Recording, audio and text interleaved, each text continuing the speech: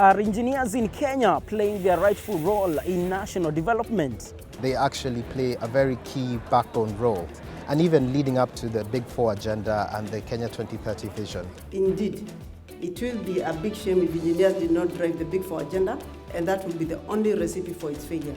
But we still have challenges that need to be addressed. The country and the national government has opened up procurement of infrastructure to non-Kenyans. Providing opportunities to local contractors and consultants is one of the key focus of the government. We have the opportunity, we have the responsibility, and the time is now. Engineering national development, and that's the focus of our show today. The reason why we've joined members of the Institution of Engineers of Kenya to tour some of the mega projects here in the coastal region. Welcome to the program. My name is Elijah Mwangi, standing in for Alex Chamwada. But first, let's have our fact sheet. The Institution of Engineers of Kenya, the professional development body for engineers in Kenya, has 6,444 registered members. From this number, graduate engineers are the majority, represented by 85%, followed by professional engineers at 12%, while consulting engineers take 3%. Among the professional engineers, civil engineers are the majority. When it comes to gender representation, female members are only 436, meaning women form only 7% of the membership. Engineering in Kenya is regulated by the Engineers Board of Kenya, EBK, which was created by the Engineers Act of 2011. EBK works hand in hand with Institution of Engineers of Kenya in regulating standards in the engineering profession and building capacity for individual engineers and engineering firms. Currently, the Engineers Board of Kenya has licensed 2,403 engineers. Out of these, only 140 are women. Through the enactment of the Act, has seen the numbers of registered consulting and professional engineers rise by over 50% from 1,600 in 2013 to 2,403 in 2019, 50% over a span of 5 years. Whereas the growth in the numbers of engineers and firms may seem impressive, it falls short of the country's demand for professional engineers and firms, and we will therefore continue working closely with industry and academia through initiatives such as graduate engineers internship programs to offer opportunities to graduate engineers to acquire relevant skills and become professional engineers. The graduate engineer from EBK has to come to the Institution of Engineers of Kenya so that we know that he is on our roll of members as a graduate engineer. We shall then be able to interact with him, carry him through his 3-year mandatory training period, so that at the end of the 3 years, he's able to apply and we upgrade him to become a corporate member of IEK. With that corporate membership of IEK, automatically, EBK will put you on their register as a professional engineer. Institution of Engineers of Kenya provides a service to its members by means of seminars, lectures, publications, and training to enable them to keep up to date with technical and industrial developments in engineering. For the Chamwada Report, my name is Michael Zimanji.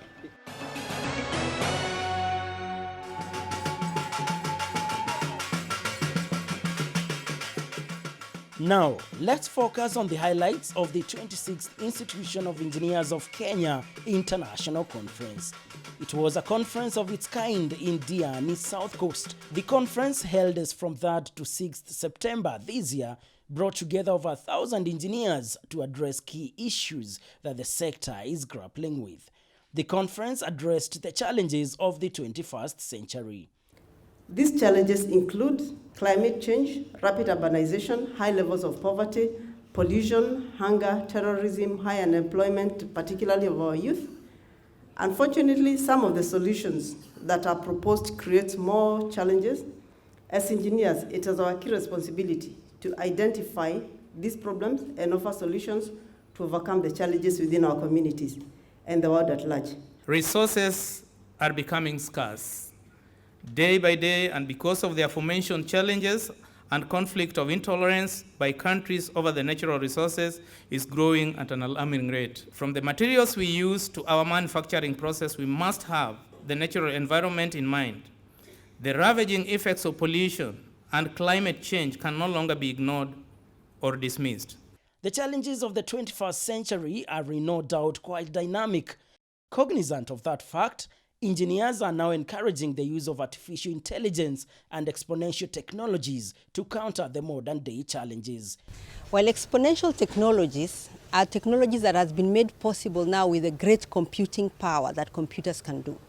So machines now are intelligent, machines are able to learn, and this is the one that will help us solve the biggest world problems.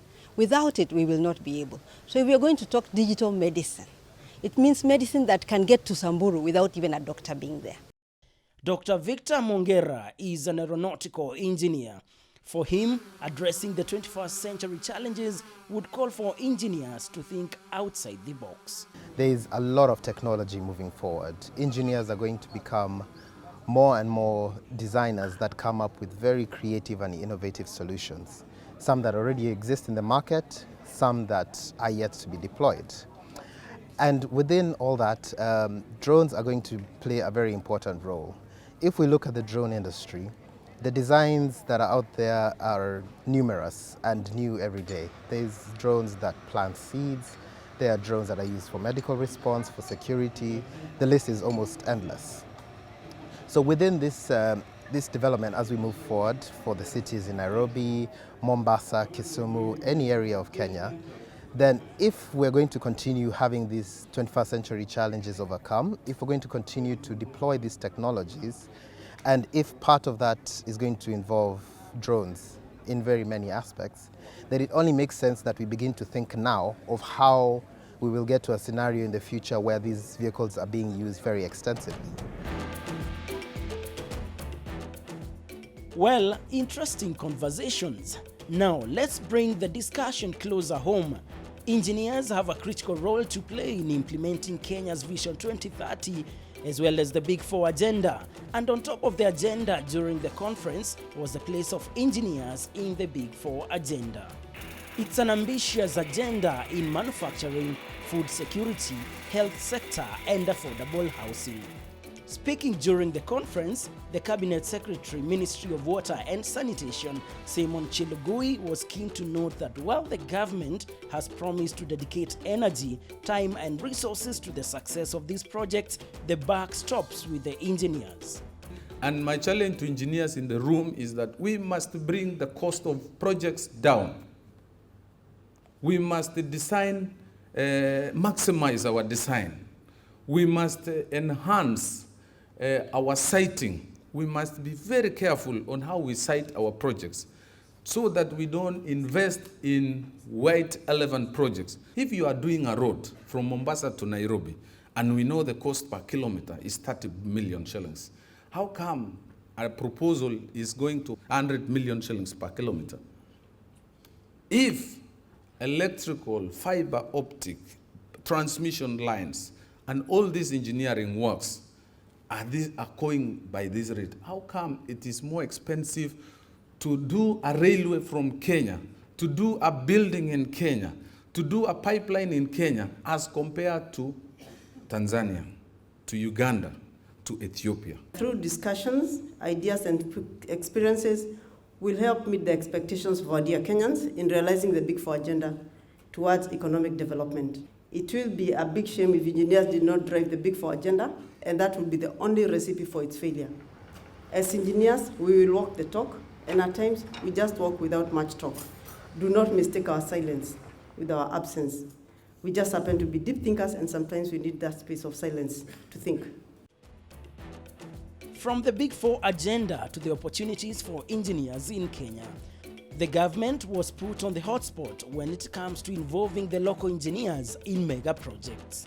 The country and the national government has opened up procurement of infrastructure to non-Kenyans. So many times, even engineers are not involved in the initiation of these projects. So we need the government to ensure that procurement of all infrastructure projects and at a larger scale, implementation and even running of engineering institutions, they should ensure that engineers are involved in their operations, and we shall ensure that resources are used to their maximum capacity. We deliver value to our citizens.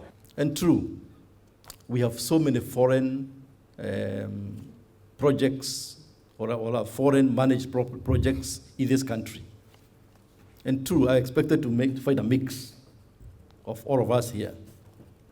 And I think that point to be taken in terms of saying, if they are benefiting from this profession, we want to see them support the profession in an active manner. And let me say, in all the forums we shall be having with them, that is a matter which I'll be raising very, very strongly. On what can be described as foreign versus local input in one of the mega infrastructure projects in the country, Cabinet Secretary for Transport, Infrastructure, Housing and Urban Development James Macharia admitted that there were some loose ends when signing the construction contract of the standard gauge railway. You are aware we are building this railway, it's not yet finished. We started with Mombasa, from here Mombasa to Nairobi. A contract which was signed for 320 billion. In that time there was a gentleman agreement which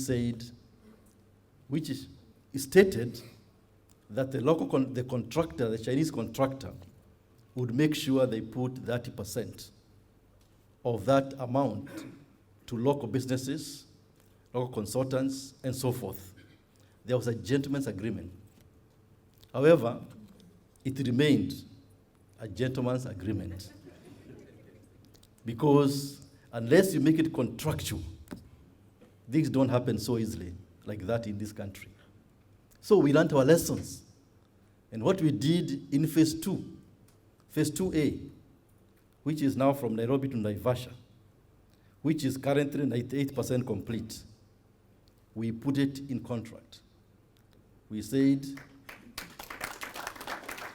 no more gentleman agreement. We shall make sure it's contractual. And we put 40% of the amount to be locally sourced. Well, it's a subject that would definitely call for a multi-sectoral approach, but going by the discussions from the conference, the solution perhaps would be implementing sustainable, regional and local development agenda.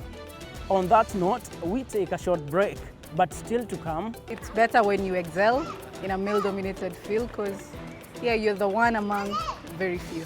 The women are fronted as directors of the companies. But when you go deeper and go to the signatories in the bank, these women disappear. Slay queens derive value from their appearance, from their physical elements, and so on. But skilled queens take time to get certifications, licenses, they train and they build their competence in areas that they have chosen.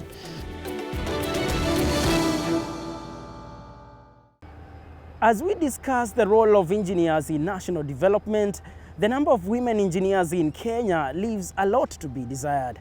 The question is, why is this the trend and is there something that can be done?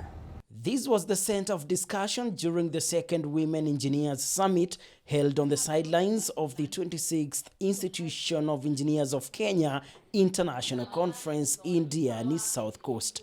Concerns were raised over the low number of Kenyan women engineers. In terms of gender mainstreaming in the engineering profession, the Constitution of Kenya prohibits discrimination on the grounds of gender. The government continues to implement various policies and programs aimed at ensuring equal access to equal opportunities. Despite the forward strides made in various professions and occupations, women remain grossly underrepresented in the engineering profession. I call on all relevant institutions and stakeholders to put in place the necessary measures to promote the participation of women in this important industry. The first day of the conference had been set exclusively to women. During the summit, It was noted that women are yet to fully exploit the benefits that come with access to government procurement opportunities, commonly known as AGPO, in engineering sector. We have seen a lot of women coming in as contractors. Okay? We still find that the women are fronted as directors of the companies. But when you go deeper and go to the signatories in the bank, these women disappear. So we are asking ourselves why. When it comes to consultancies, I have not seen any company so far being driven by a woman. It is all male companies. So I don't know where the women are disappearing to again. The directive that governs AGPO was very clear. It was 30% of procurement. It did not say 30% of Mandazi. It said 30% of procurement. So we've tried to do that. And again, I must admit to some disappointment. We really have tried to get women to come as women, not to send a director or a manager, or come in as women and say, I am an engineer, I can supply X. I am into IT, ICT, I can supply Y. I can do this, I can do that, I can do the other. And I must admit we're having a hard time. It was also noted that many women have challenges of being retained in the career due to the traditional beliefs that engineering career was meant for men, hence the need for stakeholders to demystify the belief and expose more women to the importance of enrolling in the course. I am a skill queen myself. I have derived a lot of value by building my skill. And so I have this movement in my head that is about women who are competing on their skills, not deriving value from sponsors, which is what slay queens do. Slay queens derive value from their appearance, from their physical elements, and so on. But skill queens take time to get certifications, licenses, they train and they build their competence in areas that they have chosen, so that then they use that competence to look for opportunities, to create opportunities, and then to get the opportunities. And talking of skills, Queen, time to go out there and meet women who are shining in this male-dominated field. This is South B Estate in Nairobi.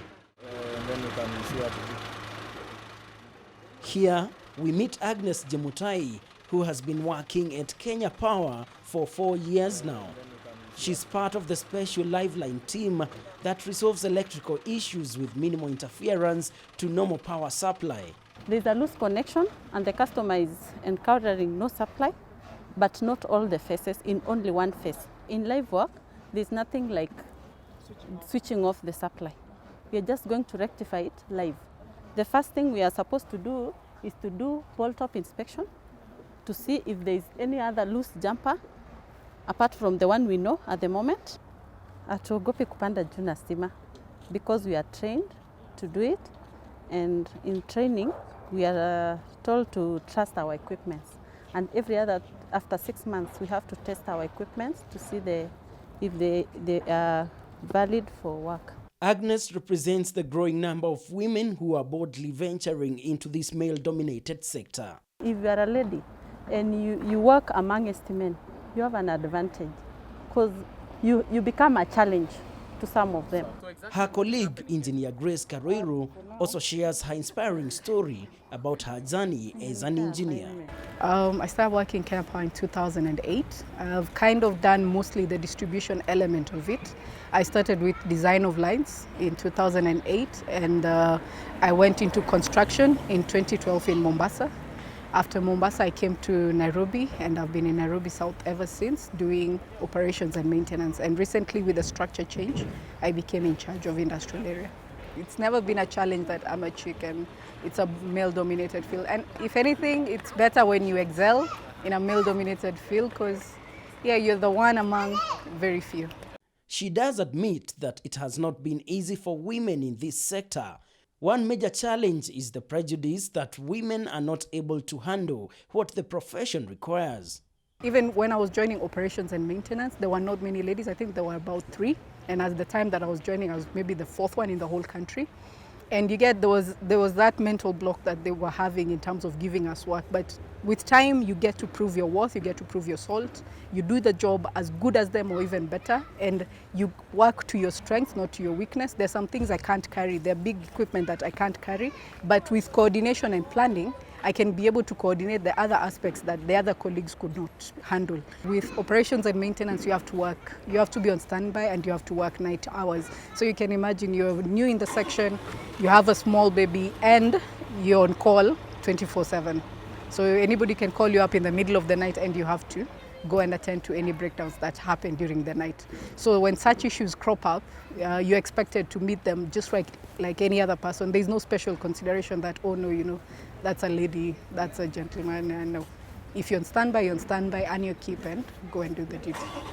Accompanying Grace is Engineer Imelda Odhiambo, the second Vice President of the Institution of Engineers of Kenya and also the Contract Project Manager at Kenya Power. She has been with the lighting company for over 30 years, and her story is not different. The idea of an engineer is always the male. It's always the male. To an extent that even when we are in the offices, people come and when they find us, they still tell us they are looking for the engineer. And when you tell them that you are the engineer, they doubt until when you really shown or proven in the pudding that you are actually up to the task. The myth that engineering is only for the men is something of the old. Right now, we have many young engineers who are working, and because the technology has gone through innovation, the technology, we don't require muscle to do engineering. Most of the machines that we operate are automated, and what you need is just the brains. Interesting to see women shining in these male-dominated fields. And that brings us to the end of our show. On behalf of the entire Charms Media team, see you again next week.